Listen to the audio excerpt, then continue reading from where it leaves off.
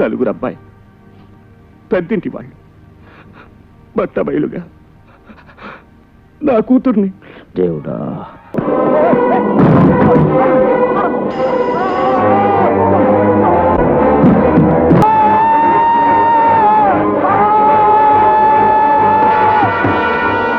శిక్షించడానికి నువ్వెవరు? తప్పు చేస్తే పట్టుకోవడానికి పోలీసు ఉంది, శిక్షించడానికి కోర్టు ఉంది. వాళ్ళు చూసుకుంటారు కదా, నీకెందుకు నాన్న ఇది? పుట్టిన తల్లి నేను చేయి చేసుకుంటున్నా.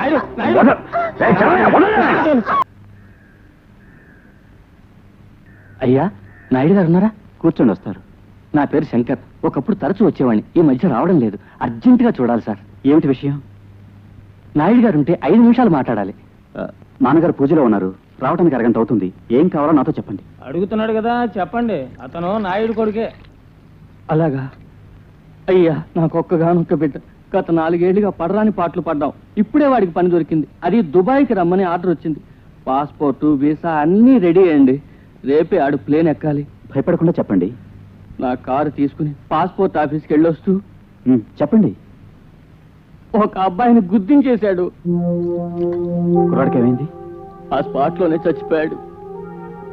మా వాడు జనానికి భయపడి కారు అక్కడే వదిలేసి పారిపోయాడయ్యా. కానీ వాడి తప్పేమి లేదయ్యా. రోడ్డు మీద ఆడుకునే కుర్రాడు కారు చూసుకోకుండా వచ్చి పడ్డాడు. వాడి భవిష్యత్తే నాశనం అయిపోయిందయ్యా. ఏ కారు? అయ్యా, గుర్తించింది ఏ కారు? అంబాసిడర్. ఎవరిది? నా కారేనండి. మీ ఇంటికి దగ్గరలో ఉన్న పోలీస్ స్టేషన్కి వెళ్ళండి. మీ కారు 3 రోజులుగా కనిపించట్లేదని కంప్లైంట్ ఇవ్వండి. ఆ కంప్లైంట్ నిన్న చేసినట్టు రిజిస్టర్ చేయండి. సూర్యు, అది నాకు వదిలిపెట్టు, నేను చూసుకుంటా. ఓకే. రామస్వామి, అయ్యా, నీకు డ్రైవింగ్ లైసెన్స్ ఉందా? ఉందండి.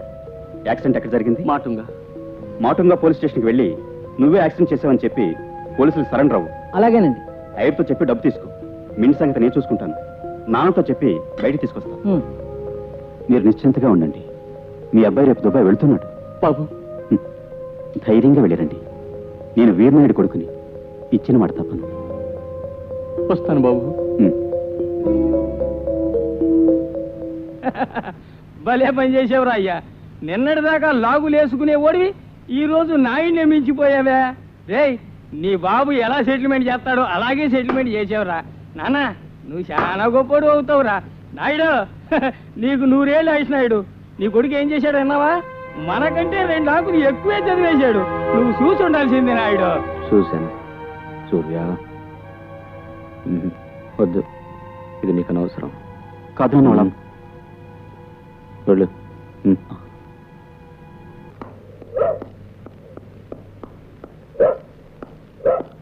అడగండి. అయ్యగారు, ఎస్పీ గారు వస్తున్నారు.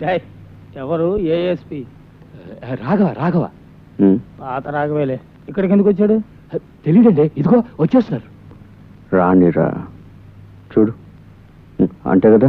లేదండి, ఇచ్చిద్దామని. నమస్కారం, వెళ్ళండి.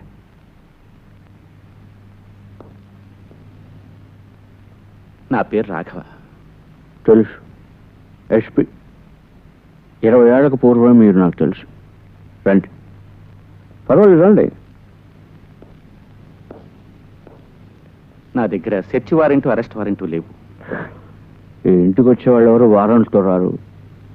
ఇంట్లో మీరేం సోదా చేయాలో ఇన్స్పెక్ట్ చేసుకోవాలో నిరభ్యంతరంగా చేసుకోండి. అరే, నేను పోలీస్ అధికారిగా రాలేదు. వీరనాయుడు గారి సహాయం కోరొచ్చాను. కూర్చోండి. మీరు పైన కూర్చోండి, ఇది నాకు అలవాటు. మీతో రహస్యంగా ఒక విషయం మాట్లాడాలి.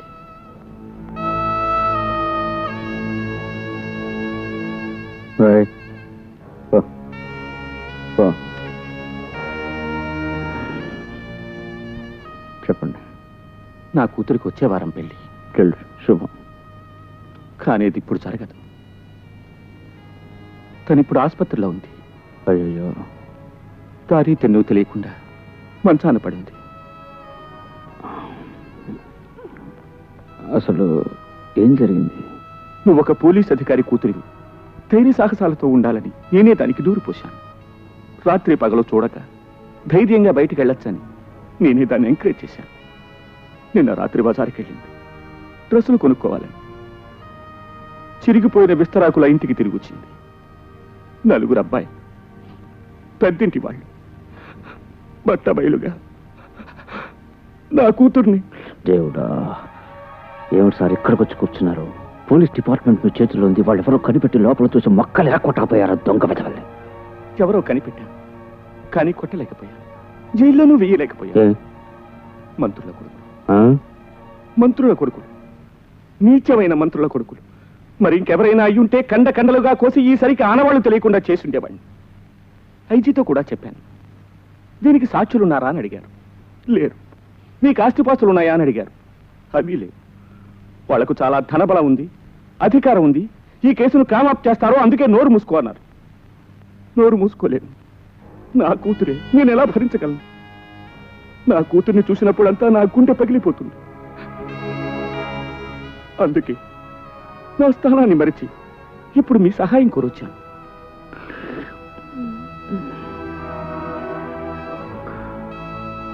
మీ బాధ నాకు అర్థమైంది. బాధ మాత్రమే కాదు నాయుడు గారు, ఆ దుర్మార్గుడు. నేను ఆడపిల్ల తండ్రినే. నేను చూసుకుంటాను. మీరు ఎక్కువసేపు ఇక్కడ ఉండకూడదు. బయలుదేరండి. నేను చూసుకుంటాను.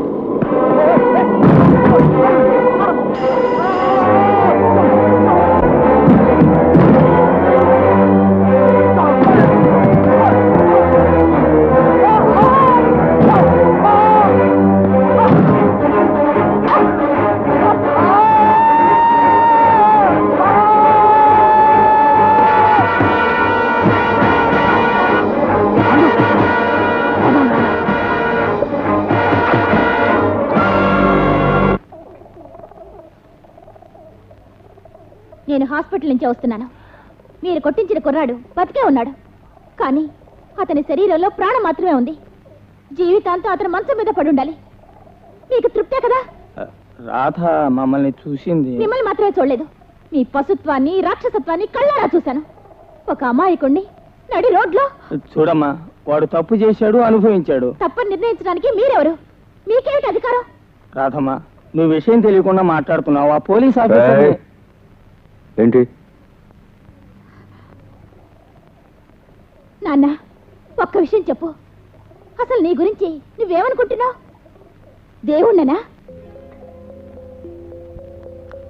అసలు నువ్వెవరినానా ఏది తప్పో ఏది ఒప్పో చూసి శిక్షించడానికి?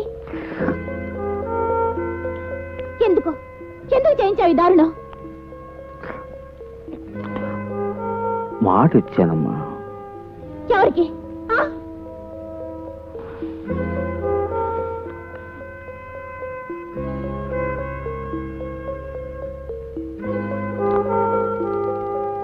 నాలాంటి ఓ తండ్రికి. పర్వాలేదే, ఇలా నువ్వు దయాదాక్షిణ్యాలు లేకుండా ఒక వ్యక్తిని రక్తపు మడుగుల్లో ముంచుతానని మాటిచ్చావు కదూ? వాడు తప్పు చేశాడమ్మా, పెద్ద తప్పు. కావచ్చు, అతను ఎటువంటి తప్పైనా చేసుండొచ్చు. శిక్షించడానికి నువ్వెవరు? తప్పు చేస్తే పట్టుకోవడానికి పోలీసు ఉంది, శిక్షించడానికి కోర్టు ఉంది. వాళ్ళు చూసుకుంటారు కదా. నీకెందుకు నాన్న ఇది? నువ్వు చదువుకున్న దానివి, కష్టం తెలియకుండా పెరిగావు, మాట్లాడుతున్నావు. మేమలా కాదే, తిండికి అల్లాడాం. 4 డబ్బులు సంపాదించడానికి చావాలి. సంపాదించిన ఇంటికి తీసుకెళ్లేలోగా రక్తాలు కారాలి. ఒక్కరోజైనా రాత్రి దాకా ప్రాణాలతో ఉంటాం నమ్మకం ఉందా? లేదు. అందుకనే మేము కోర్టులు పోలీసుల గురించి ఆలోచించలేం. తిప్పి కొడితేనే గండ నుంచి తప్పించుకుంటాం, కత్తి తీస్తేనే ప్రాణాలతో ఉండగలం. అందుకని ఇలా చేయించడం న్యాయమా? నా మనసుకి ఏది న్యాయం అనిపిస్తుందో అది మాత్రమే నేను చేస్తాను. మరైతే నా మనసుకి ఏది న్యాయం అనిపిస్తుందో అలా నన్ను చేయమంటారా? ఈనాడు చలం ఆ అబ్బాయిని కొట్టడం తప్పనిపించింది. ఈయన్ని తిరిగి కొట్టడం న్యాయం అనిపిస్తోంది. నిన్న పుట్టిన తల్లి నేను చేయి చేసుకుంటున్నా. చెప్పండి, నిన్న కాక మొన్న కళ్ళు తెలిసింది చేయి చేసుకుంటున్నా. ఎక్కడి నుంచి వచ్చింది చేయి చేసుకునే అలవాటు? మన నుంచే. ఊరుకోరా.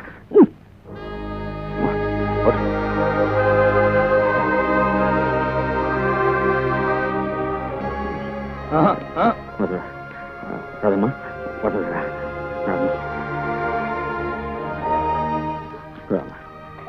ఎందుకు నాన్న, ఎందుకు నాన్న నన్ను కొట్టావు? ఎందుకు కొట్టావు చెప్పు, ఎందుకు నన్ను కొట్టావు? కాదమ్మా, చలమై నువ్వు చేయి చేసు. తప్పనిపించింది, నాకు ఒప్పనిపించింది, నీకు తప్పనిపించిందిగా. నీకు న్యాయం అనిపించింది, ఊరందరికీ అన్యాయం అనిపిస్తోంది. తప్పే, నన్ను క్షమించు. కాదు, నన్ను కొట్టడం తప్పు కాదు నాన్న. మిగతా వాళ్ళందరినీ హింసిస్తున్నావు చూడు, అదే తప్పు. నన్నేం చేయమంటావు? వద్దు నాన్న, అన్ని వదిలే నాన్న. చస్తానమ్మా, వదిలితే చస్తాను. మరైతే చివరి వరకు నువ్వు ఇలాగే ఉండిపోతావా? ఆపనే ఆపు.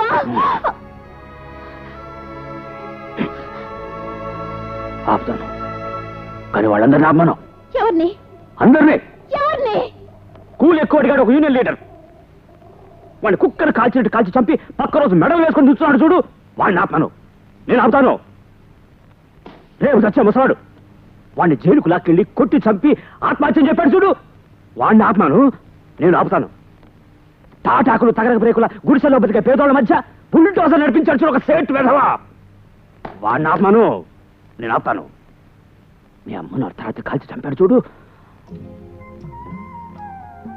వాడిని ఆపమాను. నేను ఆపుతాను. ఇదంతా మేమేమన్నా కావాలన్నా చేస్తున్నాం, మరో మార్గం లేకనా తల్లి? ఆలోచించి చెప్పు, నువ్వు చేసింది తప్పని కనిపించలా? తప్పు కాదమ్మా, నలుగురిని బతికించడానికి ఏం చేసినా అది తప్పు కాదు. నలుగురిని బ్రతికించడానికి ఒకరిని చంపడం తప్పు కాదంటావా? రాధా, నీకు అర్థం కాదమ్మా. నేను అర్థం కాలేదు, అర్థం కానక్కర్లేదు, అర్థం చేసుకోవడం కూడా నాకు ఇష్టం లేదు. రాధా, నేను చెప్పే మాట తల్లి. అంకుల్, ఆయన వెళ్ళిపోమను. ఆయన నాతో మాట్లాడదని చెప్పు. ఆయన్ని వెళ్ళిపోమను, ప్లీజ్. నేను చెప్తా కదా, నువ్వు వెళ్ళు. నా మాట విను, నువ్వు పో నాయుడు.